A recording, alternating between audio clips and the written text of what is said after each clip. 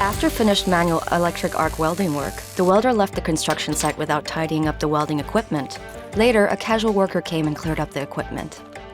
While picking up the electric cable of the welding set, the worker got an electric shock and shouted loudly. He collapsed and was certified dead on arriving at the hospital. What went wrong?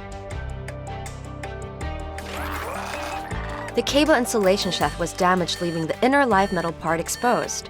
After the welding operation, the welder had not switched off the welding transformer and disconnected its plug from the power source and left. Before clearing up the welding equipment, the casual worker did not check whether the power supply of the welding transformer had been rendered dead. Besides, he did not wear insulating gloves. When he came into contact with the exposed live metal part of the cable, he was electrocuted and died. How to prevent the accident? If welding equipment is damaged, stop using it immediately and arrange repair or replacement to avoid the electric shock accident. After welding operation, the welding transformer should be switched off and rendered dead by isolating its power supply before conducting clearing up work.